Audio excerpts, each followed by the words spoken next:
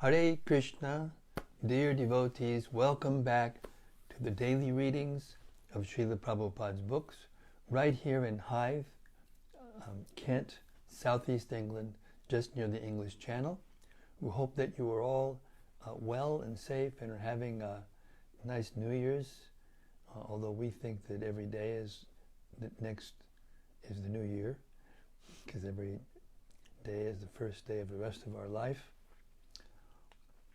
So here we are in the haven trying to create that atmosphere where we can come to that stage regularly of hearing, being absorbed in Shabda Brahma, transcendental sound, which will eventually purify our hearts and take us back to the places that we're hankering to go. Hare Krishna. Śrīmad-Bhāgavatam Mahima Stotram by Srila Sanatana Goswami glorifies the Śrīmad-Bhāgavatam so beautifully. It goes like this: Sarva Shastrabdi Piyusha Sarva Vedaika Satpala Sarva Siddhanta Ratnaja Sarva Lokaika Drikprada. O nectar from the ocean of all scriptures, singular fruit of all the Vedas, rich mine of the precious gems of all conclusive truths, you are the only giver of sight to all the worlds. Sarva Bhagavata Prāṇa Śrīmad-Bhāgavata Prabho Kali Dvandoditaditya Sri Kṛṣṇa Parivartita. O life air of all the Supreme Lord's devotees, O Master Śrīmad-Bhāgavatam, you are the sun risen in the darkness of Kali. You are the exact image of Sri Kṛṣṇa. Paramananda Pataya Prema Varshakshadayate Sarvada Sarvasevyaya Sri Krishnaya Namostume. I bow down to you, who are supremely blissful to read. Your every syllable pours down a flood of prema. You can always be served by everyone. You are Sri Kṛṣṇa himself. Madeka Bando Matsangin Madguru Mad Mahadana Mad Nistadaka Magbhagya Mad Ananda Namostute. My only friend, my constant companion, my spiritual master, my great wealth, my savior, my good fortune, my source of ecstasy, I bow down to you. Asadu sadutadayin adini chotatakara hanamunchagadachin mam premnarit kantayokspura. O bestower of saintliness to the unsaintly, O exalter of the most fallen, please never leave me. Always appear in my heart and my voice with pure love. Om Namo Bhagavate Vasudevaya. Om Namo Bhagavate Vasudevaya. Om Namo Bhagavate Vasudevaya. Okay, we reached third chapter, the glories of the explanations of the Incarnations, first canto, Śrīmad-Bhāgavatam, and we're starting with text 42. Shukadeva Goswami, the son of Vyasadeva, in his turn, excuse me, delivered the Bhagavatam to the great Emperor Parikshit, who sat surrounded by sages on the bank of the Ganges, awaiting death without taking food or drink. Purport. All transcendental messages are received properly in the chain of disciplic succession called Parampara. Therefore, unless the Bhagavatam or any other Vedic literatures are received through the Parampara system, the reception of knowledge is not bona fide. Vyasadeva delivered the message to Shukadeva Goswami, and from Shukadeva Goswami Sutta Goswami received the message. One should never therefore receive the message of the Bhagavatam. One should therefore receive the message of the Bhagavatam from Sutta Goswami or from his representative, and not from any irrelevant interpreter. Emperor Parikshit received the information of the death in his time, and he at once left his kingdom. Emperor Parikshit received the information of his death in time, and he at once left his kingdom and family and sat down on the bank of the Ganges to fast till death. All the great sages, rishis, philosophers, mystics, and so on went there due to his imperial position. They offered many suggestions about his immediate duty, and at last it was settled that he would hear from Shukadeva Goswami about Lord Kṛṣṇa. Thus the Bhagavatam was spoken to him. Sripad Shankaracharya, who preached Mayavad philosophy and stressed the impersonal feature of the Absolute, also at last recommended that one must take shelter at the lotus feet of Lord Sri Kṛṣṇa, for there is no hope of gain from debate. There is no hope of gain from debating.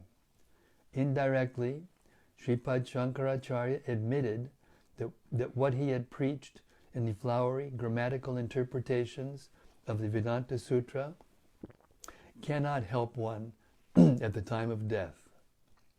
At the critical hour of death, one must recite the name of Govinda. This is the recommendation of all great transcendentalists. Shukadeva Goswami had long ago stated the same truth, that at the end one must remember Narayana. That is the essence of all spiritual activities. In pursuance of this eternal truth, Emperor Parikshit heard Śrīmad-Bhāgavatam as it was recited by the equally able Shukadeva Goswami. And both the speaker and the receiver of the messages of the Bhagavatam were duly delivered by the same medium. Text 43. Kṛṣṇe swadamopagate dharmagyana diviksaha kalao nashtadrishang de esha Purāṇarko dunoditaha. This Bhagavat Purāṇa is as brilliant as the sun, and it has arisen just after the departure of Lord Kṛṣṇa to his own abode, accompanied by religion, knowledge, and so on. Persons who have lost their vision due to the dense darkness of ignorance in the age of Kali shall get light from this Purāṇa. Purport. Lord Kṛṣṇa has his eternal dham, or abode, where he eternally enjoys himself with his eternal associates and paraphernalia. And his eternal abode is a manifestation of his internal energy, whereas the material world is a manifestation of his external energy. When he descends to the material world, he displays himself with all paraphernalia in his internal potency, which is called Atma-maya. In the Bhagavad Gita, the Lord says that he descends by his own potency, Atma-maya. His form, name, fame, paraphernalia, abode, and so on are not therefore creations of matter. He descends to reclaim the fallen souls and to re-establish codes of religion, which are directly enacted by him. Except for God, no one can establish the principles of religion. Either he is a suitable person, empowered by him, either he or a suitable person, empowered by him, can dictate the codes of religion. Real religion means to know God, our relation with him, and our duties in relation with him, and to know ultimately our destination after leaving this material body. The conditioned souls who are entrapped by the material energy hardly know all these principles of life. Most of them are like animals engaged in eating, sleeping, fearing, and mating. They are mostly engaged in sense enjoyment under the pretension of religiosity, knowledge, or salvation. They are still more blind in the present age of coral, or Kali Yuga. In the Kali Yuga, the population is just a royal edition of the animals. They have nothing to do with spiritual knowledge or godly religious life. They are so blind that they cannot see anything beyond the needs of the body. They have no information of the spirit soul beyond the jurisdiction of the subtle mind, intelligence, or ego, but they are very much proud of their advancement in knowledge, science, and material prosperity. They can risk their lives to become a dog or hog just after leaving the present body, for they have completely lost sight of the ultimate aim of life. The personality of Godhead, Sri Kṛṣṇa, appeared before us just a little prior to the beginning of Kali Yuga, and he returned to his eternal home practically at the commencement of Kali Yuga. While he was present, he exhibited everything by his different activities. He spoke the Bhagavad Gita specifically and eradicated all pretentious principles of religiosity. And prior to his departure from this material world, he empowered Sri Vyasadeva through Narada to compile the messages of the Śrīmad-Bhāgavatam. And thus, both the Bhagavad Gita and the Śrīmad-Bhāgavatam are like torch bearers for the blind people of this age. In other words, if men in this age of Kali want to see the real light of life, they must take to these two books only, and their aim of life will be fulfilled. The Bhagavad Gita is the preliminary study of the Bhagavatam, and Śrīmad-Bhāgavatam is the summum bonum of life, Lord Sri Kṛṣṇa personified. We must therefore accept Śrīmad-Bhāgavatam as the direct representation of Lord Kṛṣṇa. One who can see Śrīmad-Bhāgavatam can see also Lord Sri Kṛṣṇa in person. They are identical. Can you shut the window? Text 44.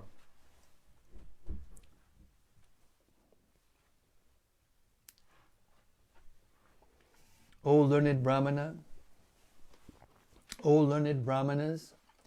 when Shukadeva Goswami recited the Bhagavatam there in the presence of Emperor Parikshit, I heard him with rapt attention, and thus by his mercy I learned the Bhagavatam from that great and powerful sage. Now I shall try to make you hear the very same thing as I learned it from him and as I have realized it. Purport. One can certainly see directly the presence of Lord Sri Kṛṣṇa in the pages of the Bhagavatam if one has heard it from a self-realized great soul like Shukadeva Goswami.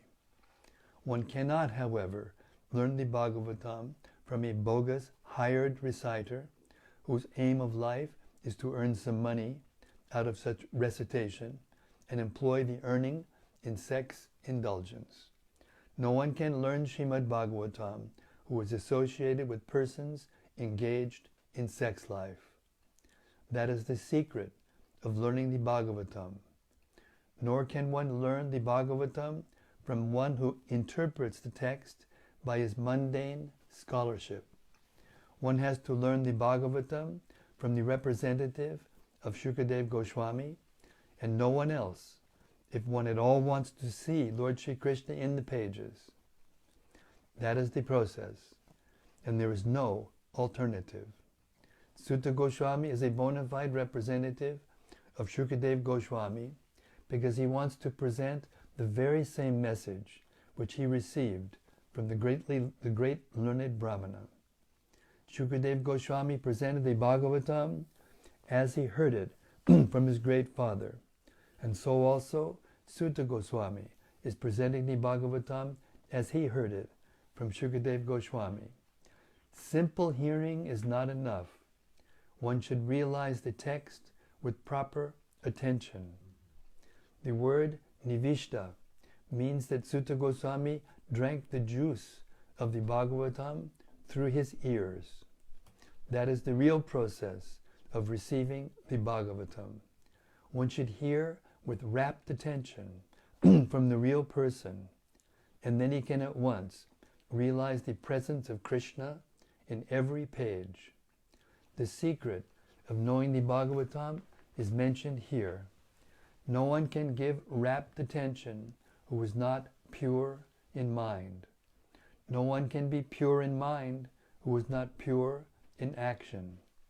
No one can be pure in action who is not pure in eating, sleeping, fearing, and mating. But somehow or other, if someone hears with rapt attention from the right person, at the very beginning, one can assuredly see Lord Sri Krishna in person in the pages of the Bhagavatam. Thus end the Bhaktivedanta purports of the first canto, third chapter of Śrīmad-Bhāgavatam, entitled Kṛṣṇa is the source of all incarnations. All glories to Srila Vyasadeva, Sri Shukadeva Goswami, Sutta Goswami, and all the sages of Naimisharanya. Hare Krishna. So now the scene has been set, and we're going to hear how it was that the Bhagavatam appeared, and that eventually how Parikshit Maharaj appeared, and how the Bhagavatam was spoken to him. And during that discussion, we'll hear about different personalities that are very dear to Krishna, great persons that we can learn from and follow in the footsteps of. Chapter 4, the appearance of Sri Narada. Text 1.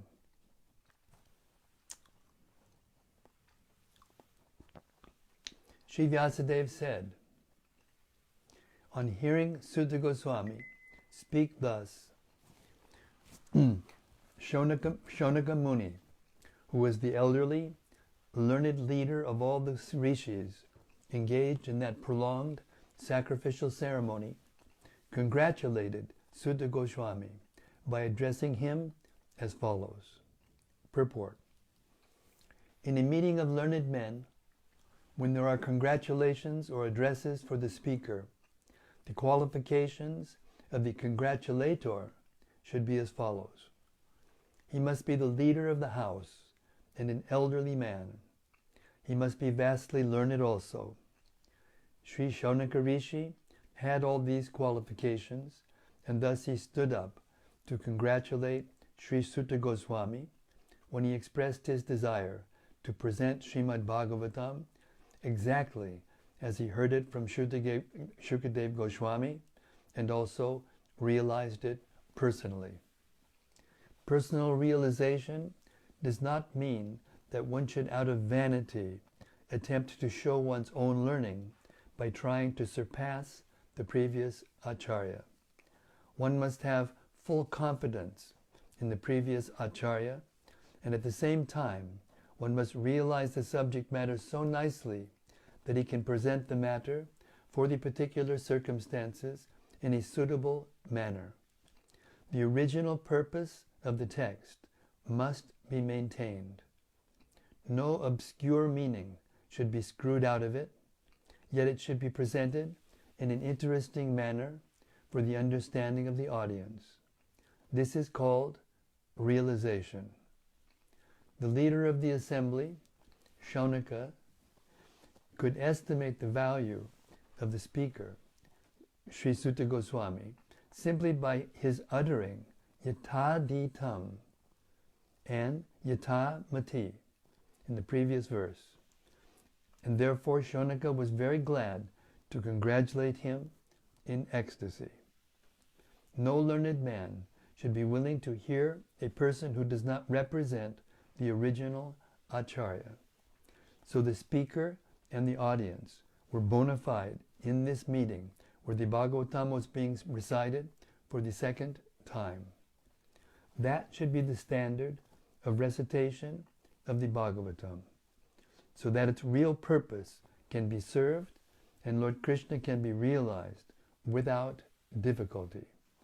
Unless this situation is created, Bhagavatam recitation will be for ulterior purposes, and such recitation is useless labor both for the speaker and for the audience. Srila Prabhupada ki jai. Such a nice reflection on what personal realization is. We should memorize it as we have. Hare Krishna. Text 2. Shaunaka said, O Sutta Goswami, you are the most fortunate and respected of all those who can speak and recite. Please relate the pious message of Śrīmad-Bhāgavatam, which was spoken by the great and powerful sage, Shukadeva Goswami. Purport. Sutta Goswami is twice addressed herein by Shaunaka Goswami out of great joy, because he and the members of the assembly were eager to hear the text of the Bhagavatam uttered by Shukadeva Goswami. They were not interested in hearing it from a bogus person who would interpret it in his own way to suit his own purpose. Generally, the so-called Bhagavatam reciters are either professional readers or so-called learned impersonalists who cannot enter into the transcendental personal activities of the Supreme Person. Such impersonalists twist some meanings out of the Bhagavatam to suit and support impersonalist views, and the professional readers at once go to the 10th canto to misexplain the most confidential part of the Lord's pastimes. None of these reciters are bona fide persons to recite the Bhagavatam. Only one who is prepared to present the Bhagavatam in the light of Shukadeva Goswami, and only those who are prepared to hear Shukadeva Goswami and his representative are bona fide participants in the transcendental discussion of Śrīmad-Bhāgavatam. Text 3. In what period and at what place was this first begun, and why was this taken up? From where did Krishna Dvaipayana Vyas, the great sage, get the inspiration to compile this literature? Purport. Because Śrīmad-Bhāgavatam is the special contribution of Srila Vyasadeva, there are so many inquiries by the learned Shaunaka Muni. It was known to him that Srila Vyasadeva had already explained the text of the Vedas in various ways, including in the Mahabharata, which is for the understanding of less intelligent women, Shudras, and fallen members of the families of twice-born men. Śrīmad-Bhāgavatam is transcendental to all of them because it has nothing to do with anything mundane. So the inquiries are very intelligent and relevant. Text 4. His, Vyasadeva's, son was a great devotee, an equibalanced monist, whose mind was always concentrated in monism. He was transcendental to mundane activities, but being unexposed, he appeared like an ignorant person. Purport. Srila Shukadeva Goswami was a liberated soul and thus he remained always alert, not to be trapped by the illusory energy. In the Bhagavad Gita, this alertness is very lucidly explained. The liberated soul and the conditioned soul have different engagements. The liberated soul is always engaged in the progressive path of spiritual attainment, which is something like a dream for the conditioned soul. The conditioned soul cannot imagine the actual engagements of the liberated soul. While the conditioned soul thus dreams about spiritual engagements, the liberated soul is awake. Similarly, the engagement of a conditioned soul appears to be a dream for the liberated soul. A conditioned soul and a liberated soul may apparently be on the same platform, but factually they are differently engaged, and their attention is always alert, either in sense enjoyment or in self-realization, respectively. The conditioned soul is absorbed in matter, whereas the liberated soul is completely indifferent to matter. This indifference is explained as follows. Text 5.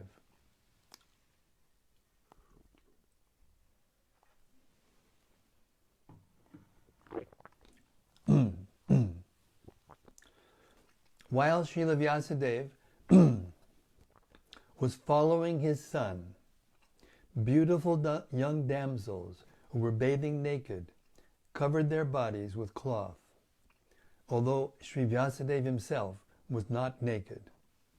But they had not done so when his son had passed. The sage inquired about this, and the young ladies replied that his son was purified, and when looking at them, made no distinction between male and female, but that the sage had made such distinctions. Hare Krishna. In the Bhagavad Gita 5:18, it is said that a learned sage looks equally on a learned and gentle Brahmana, a Chandala, dog-eater, a dog or cow, due to his spiritual vision. Srila Shukadeva Goswami attained that stage. Thus he did not see a male or female. He saw all living entities in different dress. The ladies who were bathing could understand the mind of a man simply by studying his demeanor, just as by looking at a child one can understand how innocent he is. Shukadeva Goswami was a young boy, 16 years old, and therefore all the parts of his body were developed.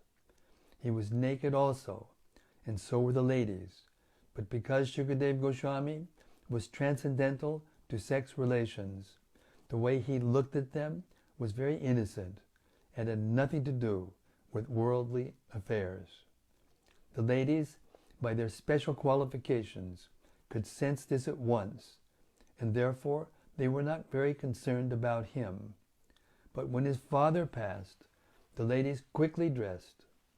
Srila Vyasadeva was an old man and was fully dressed, and the ladies were exactly like his children or grandchildren, yet they reacted to his presence according to the social custom, because he played the part of a householder. A householder has to distinguish between a male and female. Otherwise, he cannot be a householder.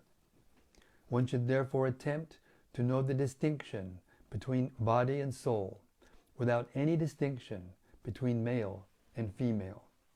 As long as such a distinction is there, one should not try to become a sannyasi like Shukadeva Goswami. At least theoretically, one must be convinced that a living entity is neither male nor female. The outward dress is matter. The outward dress is made of matter by material nature to attract the opposite sex, and thus keep one entangled in material existence. A liberated soul is above this perverted distinction. He does not distinguish between one living being and another. For him, they are all one and the same spirit.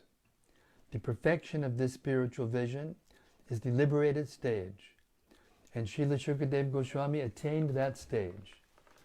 Srila Vyasadeva was also in the transcendental stage, but because he was in the householder's life, he did not pretend to be a liberated soul as a matter of custom. Text 6.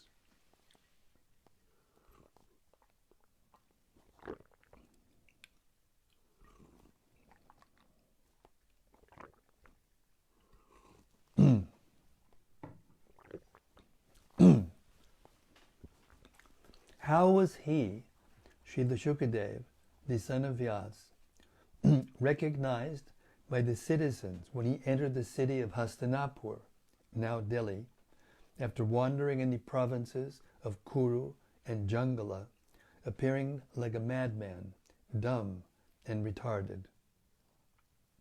Purport. The present city of Delhi was formerly known as Hastinapur, because it was first established by King Hasti. Goswami Sukadeva, after leaving his paternal home, was roaming like a madman, and therefore it was very difficult for the citizens to recognize him in his exalted position. A sage is not, therefore, recognized by sight, but by hearing.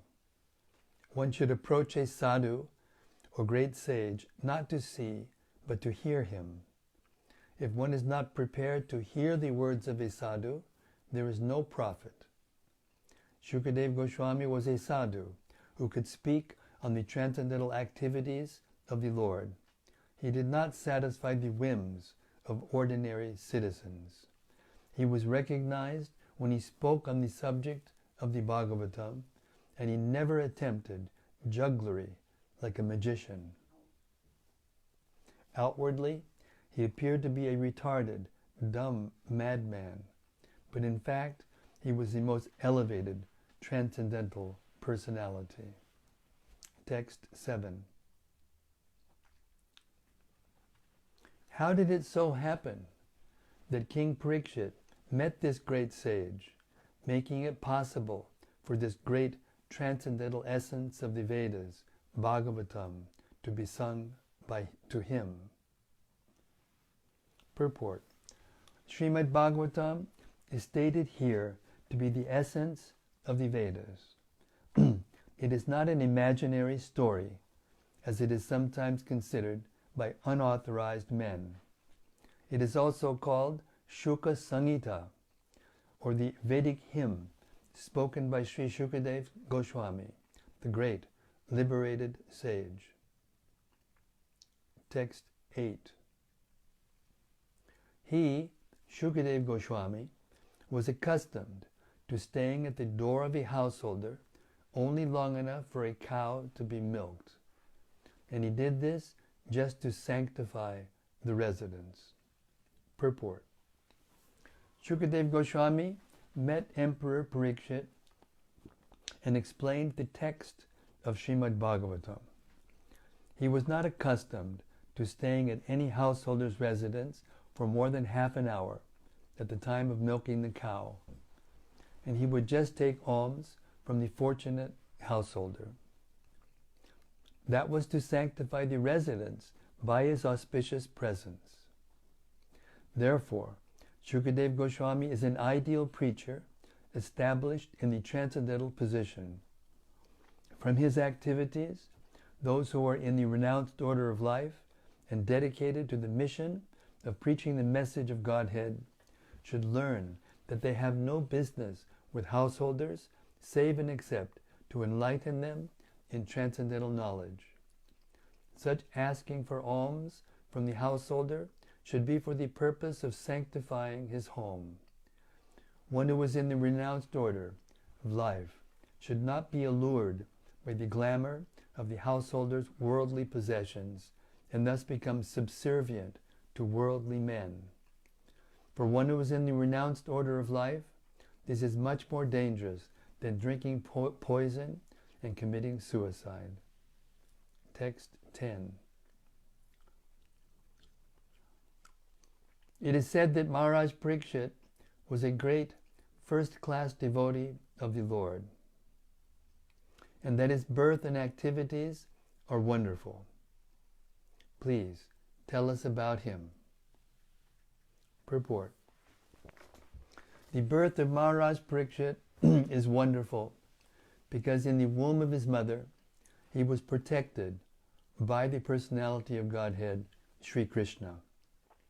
His activities are also wonderful because he chastised Kali, who was attempting to kill a cow.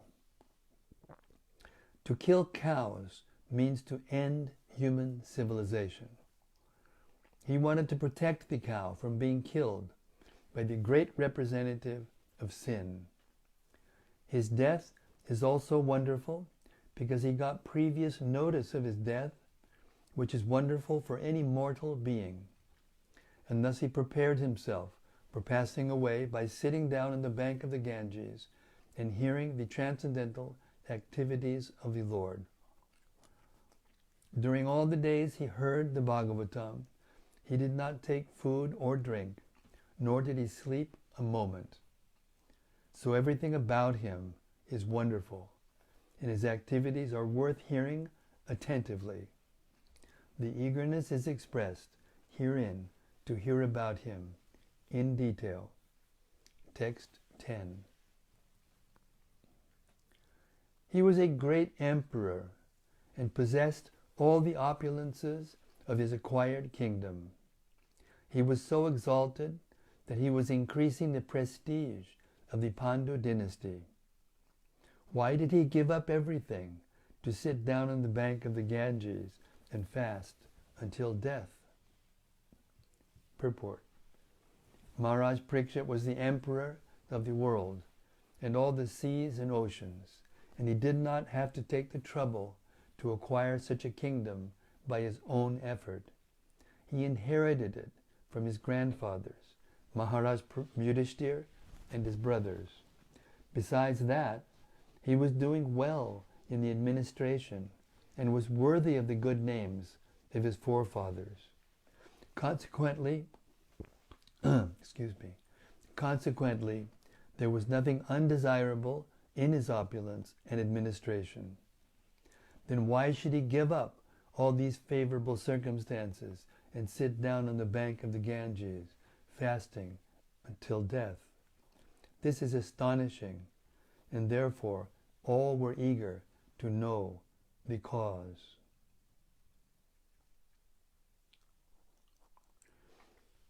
Text 11. He was such a great emperor that all his enemies would come and bow down at his feet and surrender all their wealth for their own benefit. He was full of youth and strength, and he possessed kingly opulences that were difficult to give up.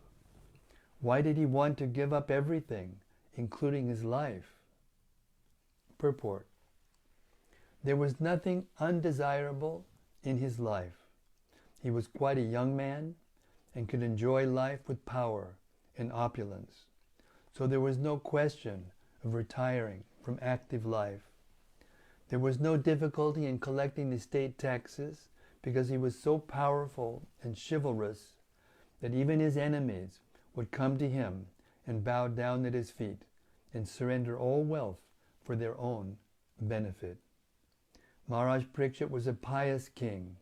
He conquered his enemies, and therefore the kingdom was full of prosperity. There was enough milk, grains, and metals, and all the rivers and mountains were full of potency. So materially, everything was satisfactory. Therefore, there was no question of untimely giving up his kingdom and life. The sages were eager to hear about this. And we're going to stop with a reading now. This is 7:50, a little later, but we started a little later. So we'll begin tomorrow at text 12. So, among the sages present, please share with us your reflections, and let's discuss this section of the Bhagavatam we just heard. Hare Krishna. Hari Bol.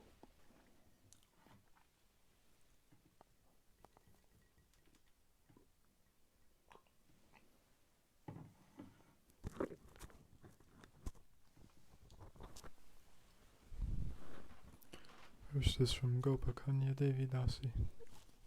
Gopakanya Devi Dasi. Hare Krishna. First out of the blocks as usual. She says, Hare Krishna, dear Maharaj, and all glories. Hare Krishna, dear Maharaj, and all assembled sages, all glories to Srila Prabhupada. Haribo. Jai Ho, Maharaj. Jai Ho. Glories to His Divine Grace. From Rati Manjari. Haribo Rati. She says, Jai Guru Maharaj, thank you for this sacred hour day after day. Hare Krishna. It is our greatest pleasure. There's something to, when we have a frame of reference in our lives, it helps us to stay peaceful and engaged and encouraged. So when that reference is the actual hearing of the Bhagavatam every day, it has a transformational effect, a wonderful, mystical, magical, transformational effect on our bodies and minds and our consciousness. Hare Krishna. From Sudevi. Haribol Sudevi Dasi. Hare Krishna Maharaj. Hare Krishna. Chitraleka Saki Devi Dasi. Chitraleka Sakti Devi Dasi. Haribol. Please accept our humble obeisances. Thank you so much for this glorious association and mercy. We listen every day. Hare Krishna. Well, thank you very much. My life is now successful. Haribol. So encouraging to hear. And from Gopal Roy. Gopal Roy, Haribol, our hero. Dear Maharaj, I was reflecting how Srila Prabhupada was giving the conditions that need to be present to hear Śrīmad-Bhāgavatam, pure in mind, eating, sleeping, and so on. To me it seems to highlight that the lifestyle and regulative principles that Srila Prabhupada gave us is all to support the ultimate achievement of being able to hear Śrīmad-Bhāgavatam with rapt attention, and therefore see directly the presence of Lord Kṛṣṇa in the pages of Bhāgavatam. Perfect realization. Very nice reflection. Thank you, Gopal Roy. Now we know why the Welsh Yatra is doing so nicely. Hare Krishna. And he has more. Also, in relation to Srila Prabhupada's explanation on speaking with realization, I remembered a passage from Gopi Purāṇadana's commentary in Tattva Sandarbha. I thought I would quote it for the pleasure of the Vaishnavas. Quote, a philosopher's task in traditional India was not to invent new schemes or ideas. Rather, each author started with what the original founder of his school taught, and what generations of commentators had added in elaboration. Yes. He then tried to elucidate once more the same ideas without contradicting them, as he adapted them to the language, level of culture, and special concerns of the current generation. He would deal with controversies raised by the current opponents. Yes. Very nice. Thank you so much for sharing with that. I helped edit that book, so it was very meaningful for me to hear it. I haven't heard it in a long time, actually. Hare Krishna, thank you. Rati Manjari says it's Sridevi's birthday today. Really? Happy Krishna to you. Happy Krishna to you. Happy Krishna, dear Sudevi Dasi. Hare Krishna to you. May you never take birth again. May you never take birth again. May you never take birth again. Hare Krishna to you. Hare Krishna. From Bhakti Maxine. Haribo Bhakti Maxine. Hare Krishna, dearest Maharaj. I have been catching up with the readings over the last few days. Thank you. You truly are wonderful. Oh, I'm nothing. I'm a drop in the bucket. Just a peon trying to deliver the mail, that's all. Hare Krishna. From Anandamurti Devi Dasi. Hari Bol Anandamurti. Dear Guru Maharaj, please accept my humble obeisances. All glories to Srila Prabhupada. Hari Bol. Thank you so much for the daily reading of Canto Śrīmad-Bhāgavatam. I am feeling grateful to hear this Śrīmad-Bhāgavatam every morning, 4 to 5 a.m. It brings me to enter the daily transcendental life for serving you and Srila Prabhupada. Thank you so much for your mercy. Hare Krishna. Thank you for being qualified as a hearer and a disciple. Thank you so much. It's so enlivening to watch you progress in spiritual life. This is the real pleasure of the devotees, to see each other advance in devotional service, grow spiritually.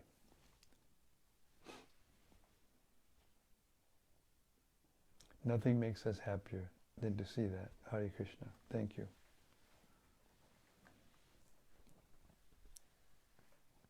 From Subbarao Rajagopal. Subbarao Rajagopal. Hare Krishna. Hare Krishna Maharaj, please accept my humble obeisances and all glories to Srila Prabhupada. Jai Ho. Thank you for your reading. Hare Krishna. Thank you for your hearing. And from Bhakti Noel. Haribo Bhakti Noel. Hare Krishna, dear Maharaj, please accept my humble obeisances. All glories to Srila Prabhupada. You said exactly how I feel each day when I tune in. Peaceful, engaged, and encouraged. What a gift every day to receive this transcendental knowledge.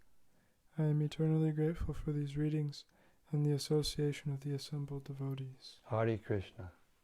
Yes, it's great fortune. And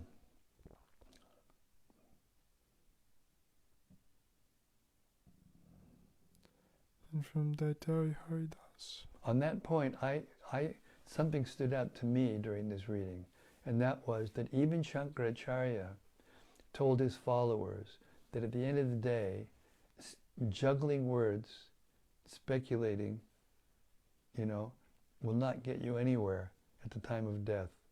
You must bhaja Govinda, bhaja Govinda, bhaja Govinda. This was his words. You have to worship Govinda. You have to think about Govinda and be the devotee of Govinda. So it's so interesting how the followers of Shankaracharya, by the will of the Lord, distorted that, ultimate conclusion of Shankaracharya into what it is today, an attempt to more or less kill Krishna, stop him from existing. Hare Krishna.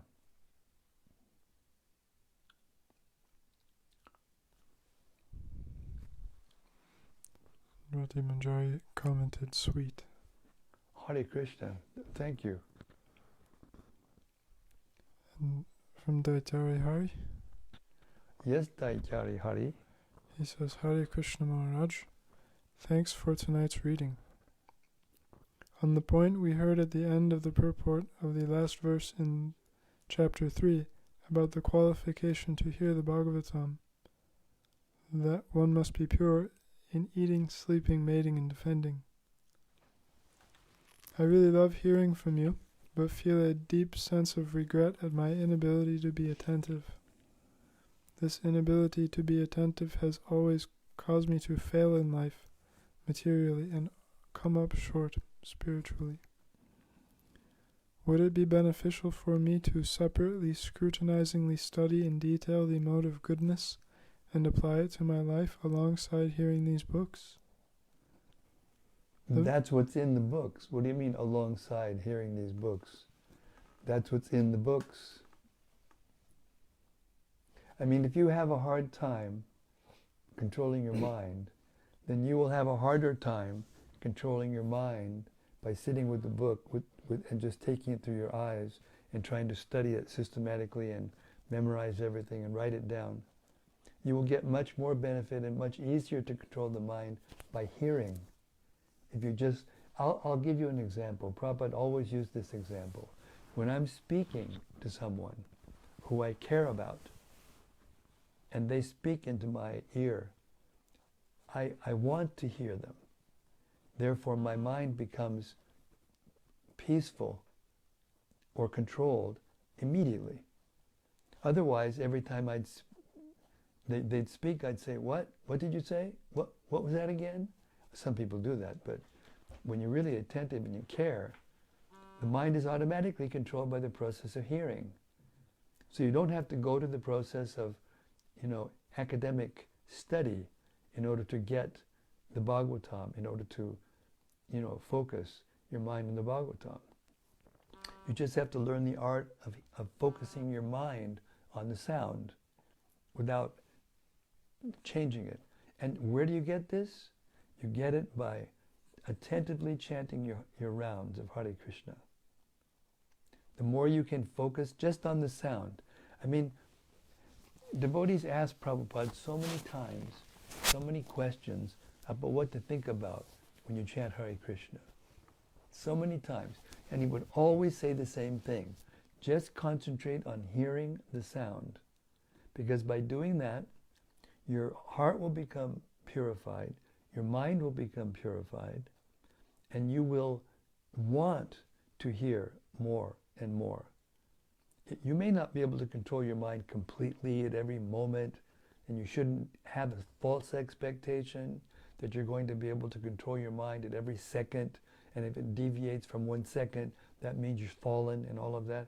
No. Everyone in the material world, as it says in the Bhagavad Gita very clearly, is influenced at some time or another, in some way or another, by the modes of material nature. Everyone. Proof, you have to die. No matter who you are. I was present when Srila Prabhupada left this world. Physically it seems the same as everyone. I was there when my mother left the world. It looked the same.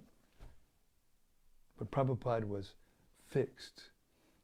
And everybody who was around him became fixed just by being there.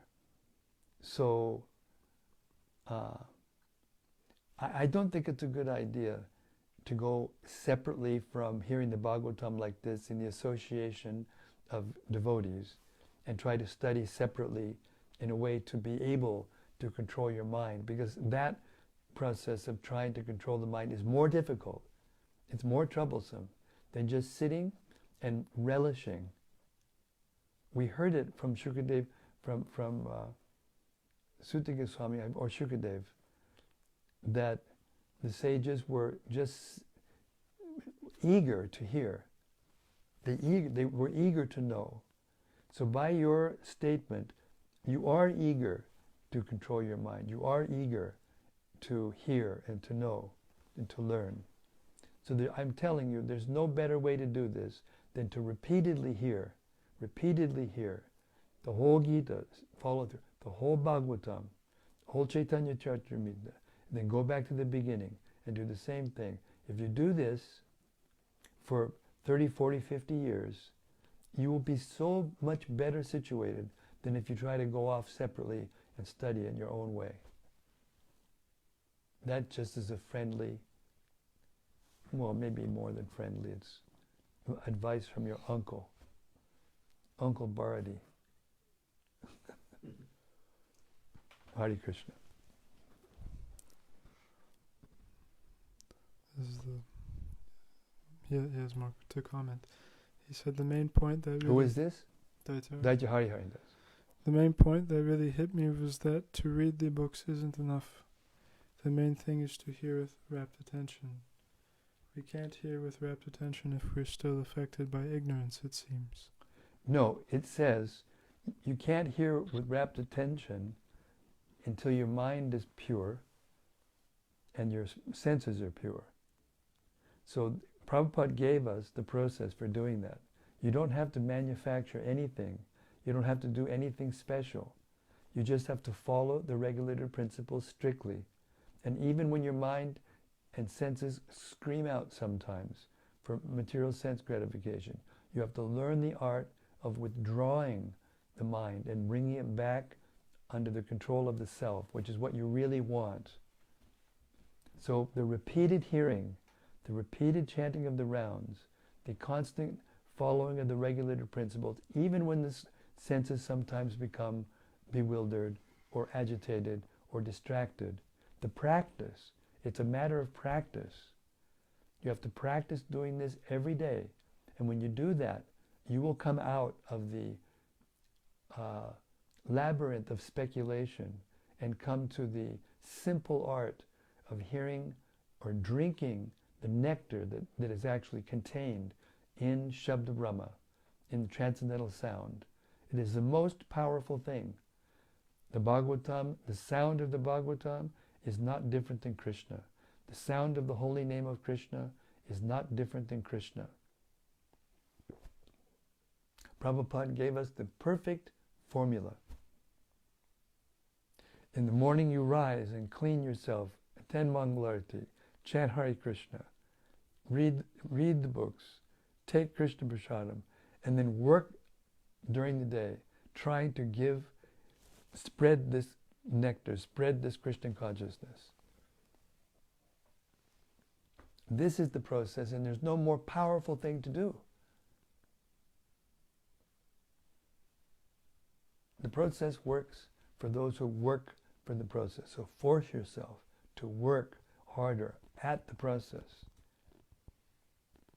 If you get distracted by too many other things, you will lose the effect. Nurture that taste. That's what we're doing here every day, nurturing the taste. And it is guaranteed. Why? Because every single person is a soul. We have so many different reactions for things that we've done in our bodies and our minds, but we do not change. We are the soul. And when the sound touches the soul, it makes everything okay. Hare Krishna. It may take 50 years, it may take 50 births, whatever it takes. Just, at least as we heard in the reading, at least theoretically accept this and try sincerely, try your best to become fixed every day in hearing and chanting like this, both on your beads, the japa, and hearing in the assembly of the Vaishnavas, and doing Harinam Sankirtan in public, or in the temple in front of the deities, taking Krishna Prasadam together, relishing life. This is the way to relish life. This idea to go out on our own and do something extracurricular that will get something more done is just, I don't know, phantasmagoria. Maybe for some people it's necessary. For me it's not. Hare Krishna. This is from Daitari Hari. Thank you, Maharaj. Your compassion and realizations are inspiring, and everything you said was perfect. Thank you very much. Well, thank you very much for encouraging me. Hare Krishna. And from Rati Manjari. Haribo Rati. Dear Guru Maharaj, please accept my respectful obeisances. If I may ask a perhaps controversial question. She's addicted. Go ahead. Maharaj Parikshit was a great emperor, and thus his enemies came to surrender to him for their benefit. Even he had no trouble collecting the taxes because he was such a good ruler. What if the rulers of the country we live in do not follow the principles of the Bhagavatam and are clearly not pious or enlightened, are we still obliged to follow the rules of the land? I remember that Srila Prabhupada... Yes, we are obliged to follow the rules of the land. Because if we don't, the atmosphere in the country becomes more and more chaotic, disorganized, agitated.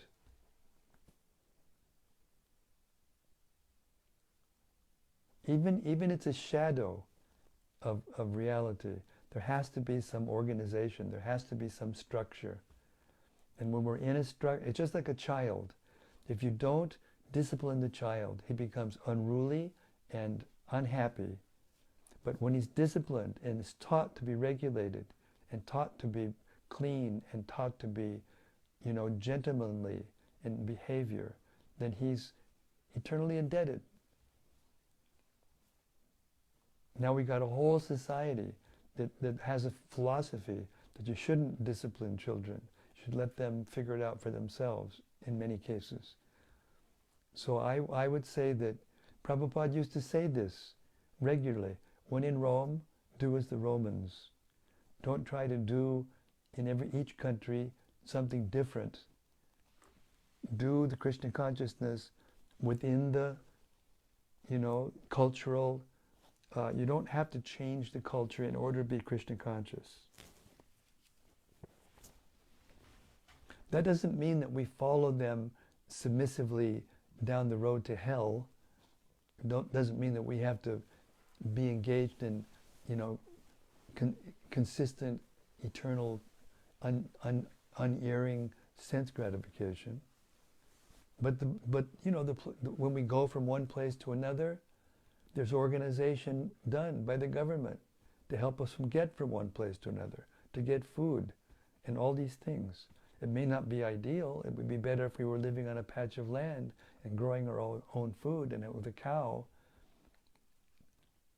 But we live in these cities and we try to expand the Krishna consciousness movement because this is where it's needed the most. So I would say I don't want to be too fanatic about this because, there are things that maybe we don't have to follow every little thing. But in general, when the red light is gone and it's organized by the government, you stop. When the red light is green, then you go. And therefore everybody can go from one place to another, peacefully without running into each other, etc., etc. Hare Krishna. When the sun goes down, we all take rest. When the sun comes up, we all come out and do our thing.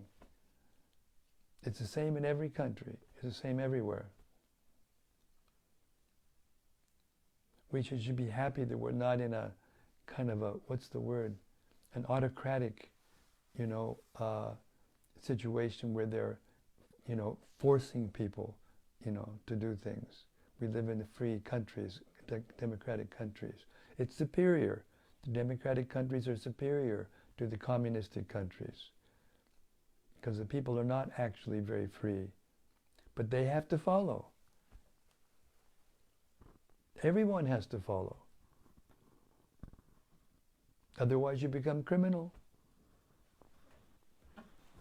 All right, the idea is that the varnashram system, the different parts of the human society, which are like parts of the human body, they cooperate together to satisfy the leaders, and ultimately it's because the leaders represent, the authority. So there is some benefit for being submissive to authority, even if the authorities aren't completely correct. There is some benefit to learning the art of following the authorities. And then, with that tendency to hear from others, as it's described in the Gita, in the 13th chapter, therefore when the tendency to hear from authorities is there, then when you hear the right thing, you're able to hear.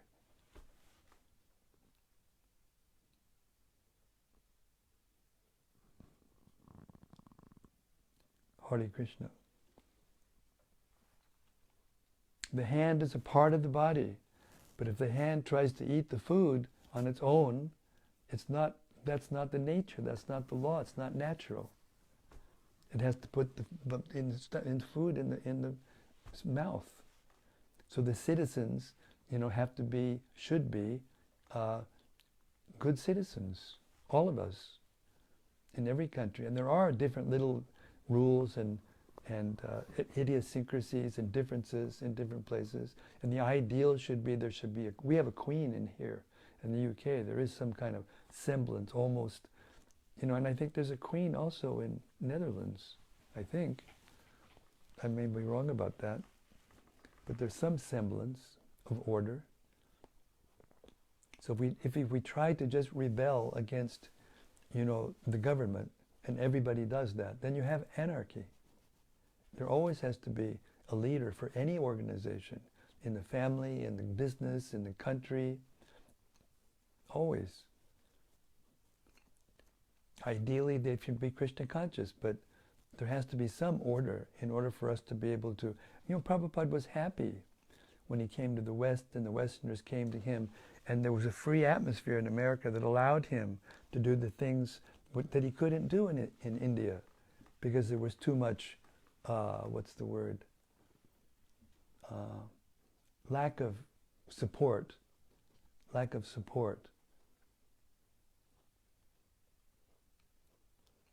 So I don't want to be fanatic about this. I know that there's different degrees of what I'm talking about in different countries, and some are better than others. But the principle I'm talking about, the general principle, that there has to be leaders in society. And we follow the general rules of the laws in the state. If not, there will be chaos. Here we drive on one side of the road. In America, they drive on another side of the road. So there's a law. Those are the laws of the land. And we follow them just so that we can peacefully move from one place to another. So count your blessings that you're not in an autocratic society, or in a society where, in America, the so-called free country, they've sold 300 million guns to the citizens. That's 120 guns for every 100 people. The next number is Falklands. I think it belongs to the British. They had a war with Argentina to keep it in their jurisdiction. 62 for every 100. And the next one is 30. And I think, I'm not sure about this, but I think in the Netherlands, there's not so many guns. And here in UK also, there's hardly any guns. And in Australia, there's hardly any guns. They had one shooting in Australia, and then they called all the people to sell back their guns. And they gave a good price. And now there's hardly any guns. And now they have much less of that. But in America, they're shooting each other every day. You go into a store, somebody asks you to wear a mask, pulls out a gun and shoots the person right on the spot.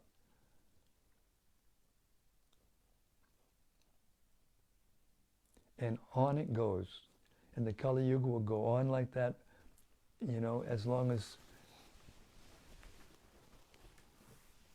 this golden age of Lord Chaitanya's movement is, you're going out and preaching and sending these wonderful photos out with these nice people who are meeting you and getting Krishna consciousness. Yes. Hare Krishna. She says, thank you, Guru Maharaj, I understand it better now.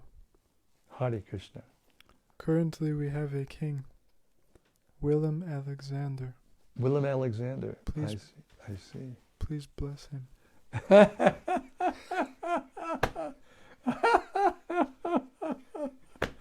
Anyway, who am I to bless your king? But, yes, we all should feel like that. We should all feel like that. We should all feel goodwill towards the people who are taking responsibility and trying to lead these. It's also hard to lead unruly population. It's a two-way street. Anyway, Hare Krishna. I know it's hard.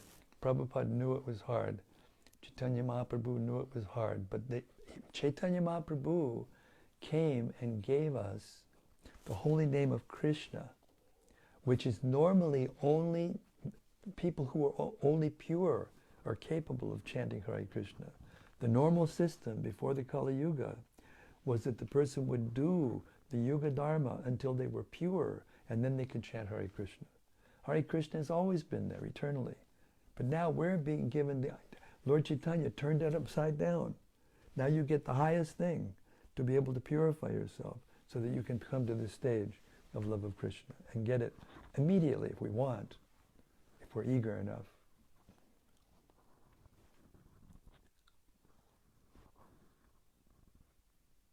So we are so fortunate, it's beyond conception. So let us focus. You know, they say, what was it? Count your blessings, I guess you could say. Count our blessings. Dovetail everything into Krishna consciousness. Give it back. Give it all back to Krishna. Hare Krishna. She commented, happy to make you laugh. Thank you for that. You're an entertainer by nature. It's your nature. So good for you. Hare Krishna. Śrīmad-Bhāgavatam ki jai. Samaveda Bhaktivinoda ki jai. Gaur Premanandi Hari Hari Bol. Somebody else has something to say here. Something just came from Gauranga Gopal. From Gauranga Gopal. He said, Hare Krishna Maharaj, I could only tune in for the Q&A tonight, and that was amazing. Thank you so much for reciprocating so nicely with our inquiries. Hare Krishna. I mean, it really is ecstatic to do this. You can't imagine how ecstatic it is. The feelings that I get surging through my body when I try to kind of explain things like this. But it's so necessary. Hare Krishna. Let's try this again. Śrīmad-Bhāgavatam ki jai. Samaveda Bhakta Brinda ki jai. Gaur Premanandi Hari Hari Bol. See you tomorrow night. Same time, same place, same topic. How to apply the Shabda Brahman that we are hearing every day into our own character, our own mental activities, our own daily activities, so that we can also taste the nectar and be fully satisfied in this life and go back to Godhead. See you tomorrow. Hare Krishna.